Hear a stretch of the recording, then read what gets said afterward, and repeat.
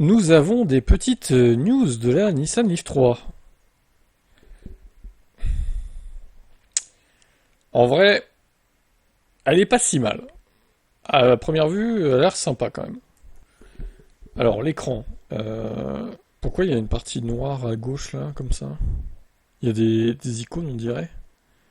Je sais pas si on peut zoomer. La photo est pas de très bonne qualité si on zoome.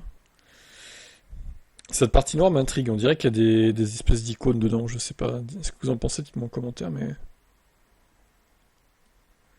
donc on a eu plein d'infos là. Voilà, ils ont eu le droit de révéler. Alors par contre, moi je supporte pas ces aiguilles à la con là. Nous sommes en 2025. Il faut se moderniser, bordel. C'est quoi ce 0, 20, 40, 60, 80, 100? C'est la puissance d'accélération du coup? Ouais, ça rappelle un peu les tours minutes sur une voiture thermique en fait. Ouais, mais je suis pas fan des aiguilles moi, franchement. Sur les thermiques, ok, il y a des aiguilles, ok, mais alors putain, sur une électrique quand même, ça fait tâche, je trouve. Ouais, les boutons, ça a fait un peu cheap hein, quand même. C'est. Ouais, bon. Ok, il n'y a pas de frunk. Bon, ça va, c'est pas du chat démo, hein. C'est du CCS combo, enfin. La signature lumineuse est assez sympa. Et le look global de la voiture, j'aime bien. Elle a pas l'air très longue. Elle a l'air assez compacte en plus. Je sais pas s'il y a les datas là, du coup. La fiche technique complète. CX de 0,25, ok. Ah aussi, 4,35 m. Ah, ça va. Pour un empattement de 2,69 m. Elle a raccourci de 13 cm par rapport à la génération sortante. Elle se place directement en face du dernier Hyundai Kona ou de la Citroën IC4. La Leaf ou le Leaf? Oh bah non, faut dire la Leaf les gars, pas le Leaf, le Nissan Leaf. Même si c'est un SUV compact maintenant, un SUV urbain, non, c'est toujours là pour moi, parce que Leaf ça veut dire feuille en anglais quoi. Tu dis pas le feuille quoi. Alors, 437 litres le coffre, c'est bien. Vu le petit gabarit entre guillemets, c'est pas mal. Hein. C'est autant que les 440 litres du Renault Scénic, d'une tête de plus. Ah oui, qui est plus long, du coup. Habillé d'une feutrine toujours plus agréable que des plastiques, qui serait plus facilement, la malle dispose d'un plancher en deux parties et d'un autre rangement inférieur sous une plaque d'un seul tenant. Ok, bon, le coffre a l'air sympa. Le coffre a l'air pas mal. Ok. Ensuite, la banquette modulaire. 40-60, bon, c'est la base. Hein. Bon point toutefois par rapport au livre précédent, cette troisième génération peut tracter jusqu'à presque une tonne et porter jusqu'à 75 kg sur son toit. A noter que les finitions hautes embarquent des rails de série, mais aussi le toit panoramique en verre électrochrome façon Solar Bay de chez Renault, lui aussi fabriqué par Saint-Gobain. Très bien. Les sièges ont l'air quali. Les sièges ont l'air plutôt qualitatifs. Alors peut-être que cette espèce d'écran là peut se changer. D'ailleurs, la carte Google au milieu est très bizarre aussi. Je tenais quand même à le signaler. La planche de bord horizontale évoque celle de son grand frère Aria, mais avec une approche dite figitale, un terme marketing pour préciser qu'on y retrouve à la fois des touches physiques et tactiles. Ok, on ne sait plus quoi inventer niveau terme. Hein. La dotation sera de plus en plus complète au fil des 4 niveaux de finition, avec en haut de gamme la présence d'une sono Bose Plus Premium, de la caméra 360 degrés avec fonction capot invisible, de la connectivité smartphone Nissan Connect ou de la fonction V2L. Ah ouais, c'est que pour le haut de gamme du coup. Moyen.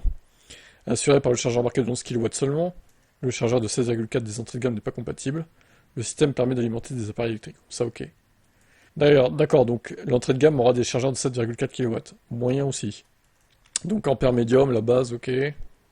Modulaire, elle a fait l'objet de quelques modifs pour embarquer l'intégralité du système HVAC, clim, gestion thermique dans la baie moteur afin de libérer de la place dans l'habitacle. A noter que ce dispositif reçoit une fonction de préconditionnement de batterie. En revanche, la température de la batterie n'est pas communiquée, dommage, car c'est une donnée qui peut être utile dans le cas d'un préchauffage manuel. Mais d'ailleurs, je crois que c'est pas la Leaf 1 ou 2 qui avait cette donnée là. Température de batterie, ça me dit un truc. Je ne sais plus. Techniquement, tout change par rapport à la génération sortante. Pour commencer, la Leaf embarque de toute nouvelle batterie à refroidissement actif par liquide. Ouais, ça va éviter les surchauffes, hein, le rapid gate. On en avait assez parlé sur la chaîne à l'époque, je m'en souviens. Et au bout d'un moment, quand tu faisais plusieurs recharges d'affilée, tu plafonnais à 40 ou 30 kilowatts. C'était merdique, quoi. Ah bah attendez, il y a un tableau là. Il y a un tableau récapitulatif. Alors 52 kWh, estimation de l'OLTP, 436 km, et la grosse batterie de 75 kWh, 604 km, ce qui est très bien. Alors, Extended, ok, alors, la version Extended aura aussi potentiellement un chargeur 7,4 kW. Huh. Ça, c'est pas terrible quand même, hein. Il pourrait fournir 11 kW de série pour toutes les versions avec l'Extended. Standard 105 kW en DC, 150 sinon. Recharge DC 20-80% inférieure à 30 minutes.